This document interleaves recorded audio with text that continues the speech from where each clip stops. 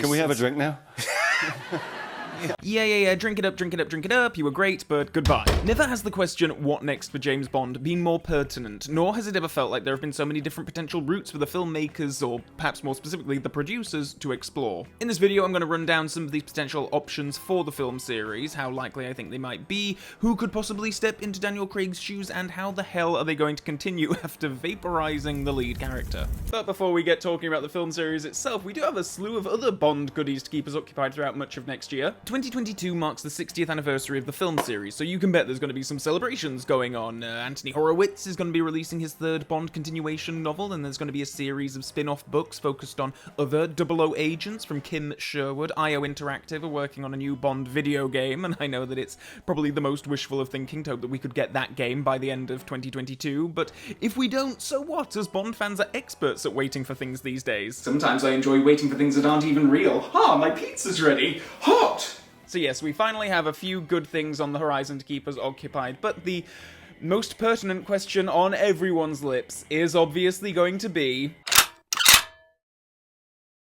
now that Daniel Craig has stepped down from the role, who will be the next James Bond, and how soon can we expect that person to be announced? Barbara Broccoli already indicated that the search won't begin formally until the start of 2022, but I think almost equally as important as next Bond actor is the director of the next Bond film. Said director will have a large role in shaping the trajectory, the mood, the style of the following years. Every Bond actor's first Bond film so far has ended up being one of their most celebrated and acclaimed, with both GoldenEye and Casino Royale for the previous two Bonds held up as some of the best films in the entire series, and certainly the most beloved, largely, of Brosnan and Craig's tenures. Both these films were directed by Martin Campbell, of course, and he has indeed thrown his hat into the ring, and so could he make a return to the series. I mean, I think most fans would love this idea, myself included, my only worry being that, well, lightning already struck twice with these films, how likely is it to strike again? But then, saying that, GoldenEye and Casino Royale are such masterpieces that I'm pretty sure Martin Campbell forges the lightning himself. Usually you like to just start a film maybe with kind of a drive-by or something like that, or just walking out of a hotel with a nice girl in your arm. But no, it's a 6-page bloody scene, you know, with Martin Campbell. Action! Action! Action! Action! Action! Action! Go! That's our director, Martin Campbell.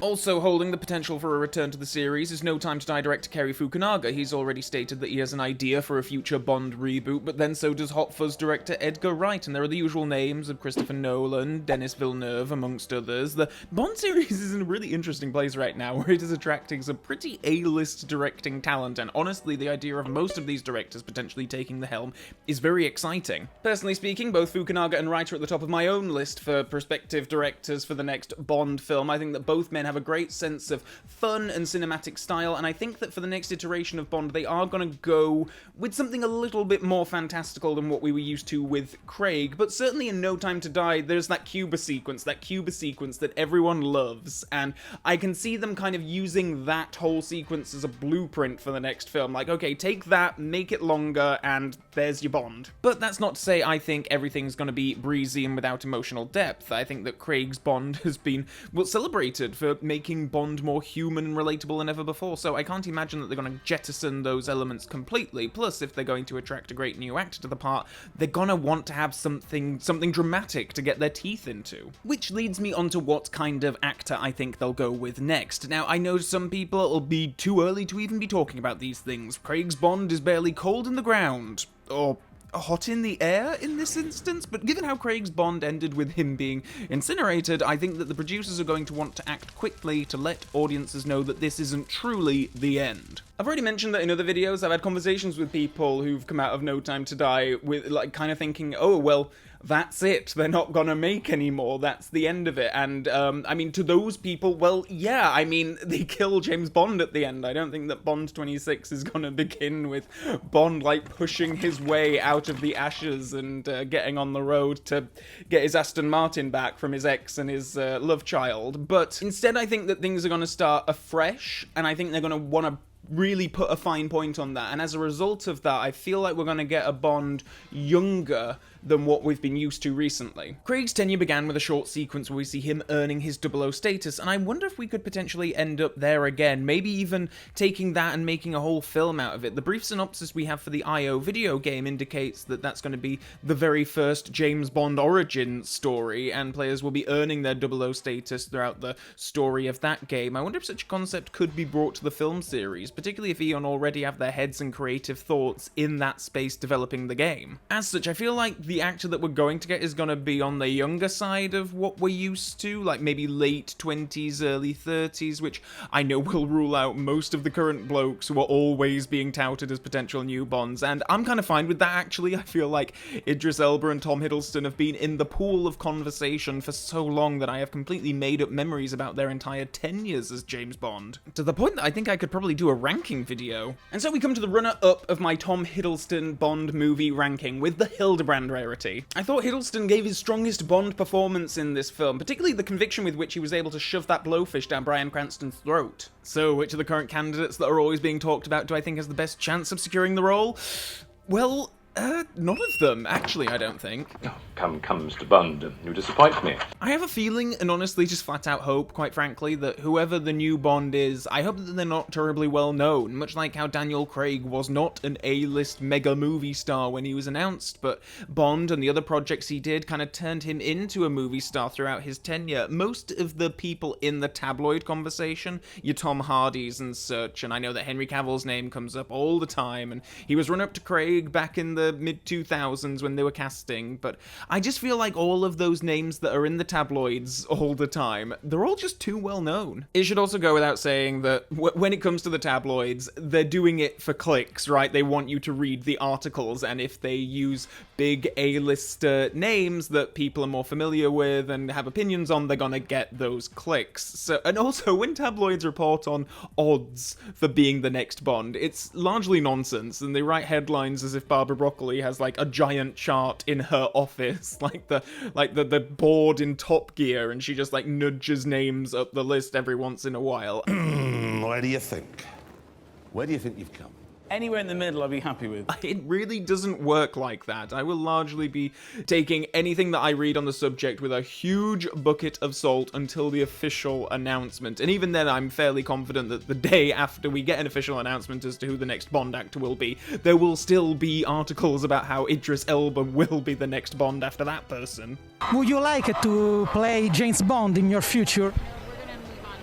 Thank you, though. Better get used to it now, Richard. You're going to be hearing that question every day for the next 20 years of your life. Now, as well as potentially going with a younger actor for the sake of the reboot angle, I also think that going with a younger actor could benefit the series in a few other ways. In that being James Bond documentary that was about Daniel Craig's tenure in the role, they really put a fine point on how physically demanding the role is and how he broke some bones and injured himself doing some of these stunts for these movies, and I think they're going to want someone young and keen to kind of get involved with all that. Marketing wise too, a younger Bond may help create a new audience of Bond fans with a younger generation, and that can't be a bad thing. And I also think that they're going to want to get a good few films out of whoever they do sign. I mean, in this day and age, I think 3 years between films is considered good. So if you sign an actor and you want him for 3, 4, 5 films, okay, well 3 films brings you up to 9 years, 5 films brings you up to 15 years. That's a good chunk of an actor's time that they're going to dedicate to a part, and I think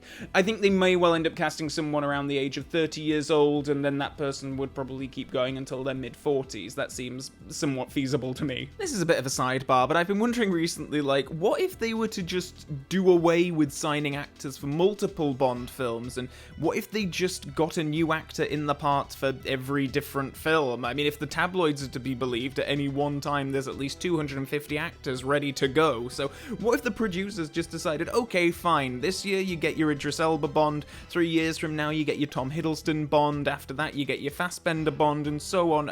Not saying that I'd be a fan of that idea myself, but it would always be an option, I guess. Anyway, that's enough about the man himself. What are the films gonna look like?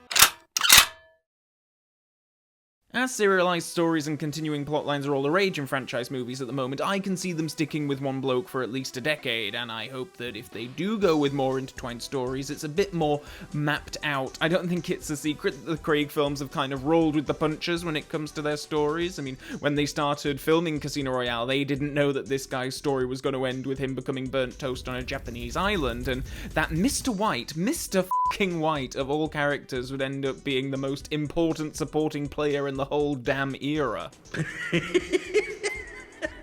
I've already mentioned that I feel like they're going to go a little bit younger with Bond, and if they do that, they'll probably explore some more origin ground. And I think, obviously, they're going to continue mining the Fleming stories for inspiration. I feel like we might end up seeing something like Risiko or some play on the Hildebrand rarity as a title for one of the upcoming films. They're going to want to convince the audience of fans that that DNA is still kind of being translated into these films. But, and this is quite a big point, I think that the films are still going to go ahead with a contemporary, modern-day setting. I know that some fans love the idea of period-set Bonds in the 50s or 60s, and while I think such a concept might work well for comics, books, games, heck, maybe even a TV show spin-off of some sort, for the main film series to do such a thing, I'm a bit uneasy and unsure on, and mainly I just flat out don't think it'll happen, because if they do that, they lose pretty much all of their product placement deals. Product placement has been a huge part of Bond from the start, from cars to champagne to shaving cream to phones to computers to, well, British Airways, of course, and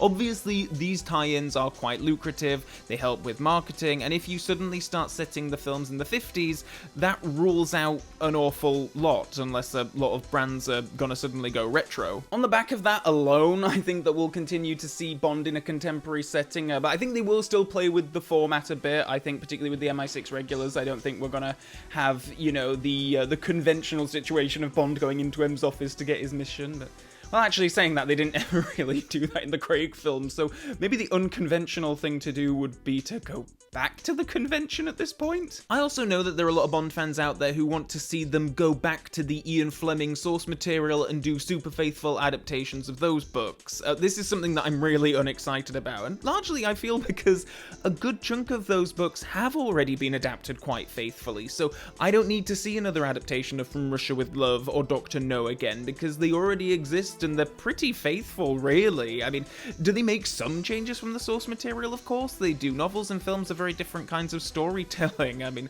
I'm also not someone who holds up the Fleming texts as these completely infallible things. Like, I think that Goldfinger, the screenplay, takes the story from the book and makes it better. It improves on what the Ian Fleming novel is. There's still plenty to mine from the Flemings anyway, and I'm sure that they'll continue to do so, but I'd like to see them continue to adapt bits and pieces and evolve them to tell new stories. I've already read all the books anyway, I know how they're gonna go, and they exist as visual stories in my mind every time I read them. I do not need to, I don't need them to go back to start at Casino Royale again and then work their way through the Fleming novels in succession, because, well, wouldn't that just be dull? I mean, what would we talk about? I mean, Fleming wrote 12 novels and 2 short story compilations, so if you think it takes, in this day and age, at least 3 years to adapt each one of those, that's 42 years of just knowing exactly what is coming next, and I can't think of anything worse. Good evening, Mr. Bond fans. It's February 31st, 2035, and we are just about to watch the teaser trailer for Christopher Nolan's Diamonds Are Forever. Henry Cavill is back for his 4th time as James Bond, and it's another faithful adaptation, so I can't wait for all those scenes that we're gonna have of Bond complaining about hating being on his current mission. What's the villain's plan gonna be?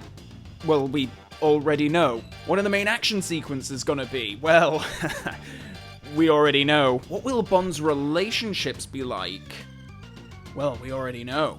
If there's one thing I'm willing to take a punt on, though, it's that I think the extravagance will be scaled back a bit. And we've seen that in this series before. You know, You Only Live Twice into Majesties, Moonraker into For Your Eyes Only, Die Another Day into Casino Royale. The back-down-to-earth approach works well for this series. I mean, I still think that tonally we're going to see something a bit more upbeat and fun than we've been used to with some of the Daniel Craig Bond entries. But I don't think we'll necessarily have world domination villains and invisible cars. Ultimately, I guess that the film is just going to have a smaller budget than No Time to Die did. And speaking of No Time to Die, just because Bond died doesn't mean that all the other series regulars died along with him, does it?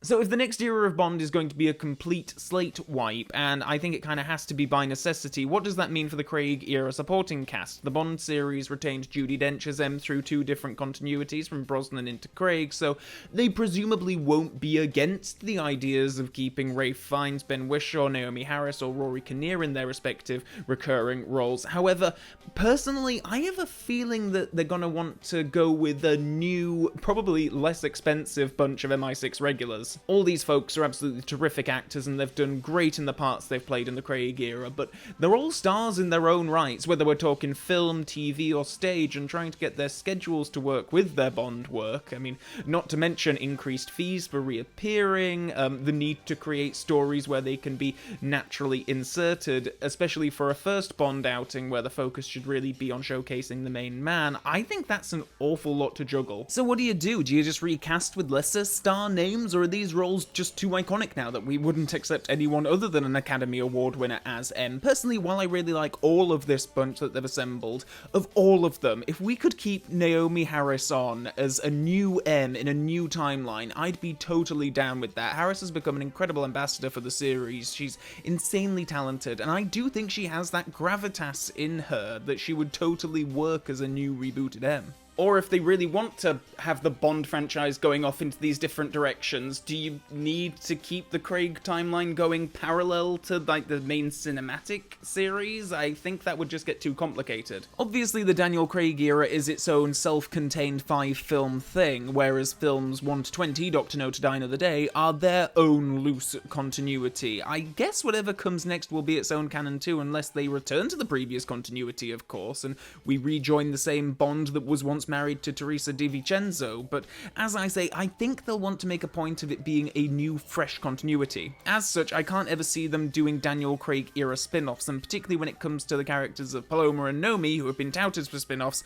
I guess they technically could do it if they wanted to. I mean, Ana de Armas' character has been particularly popular with filmgoers, but I'd rather they just keep the focus on Bond. I feel like it's franchise mentality now to look at every character in a film and expect spin-offs for everyone and the like, but honestly, both Paloma and Nomi were great in No Time to Die, and I'm happy to just leave it at that, just like I was happy to leave Dr. Goodhead in Moonraker, VJ in Octopussy, Mrs. Bell in Live and Let Die. It's fine to just have characters be awesome in a single film and then have that be it. I also don't think that keeping Paloma and the MI6 lot around in a parallel series would help with conveying to a more general audience that Bond is only dead in Craig's timeline. Obviously, when they start afresh, it's going to be a new timeline. Every single actor who has played Bond in the Eon series has been Ian Fleming's James Bond, after all, so having 2 timelines on the go could just be more confusing than anything else. And I feel like the same might apply to Felix Leiter and Blofeld, given that these are recurring Bond characters that were reintroduced and killed in the Daniel Craig films. I wonder if including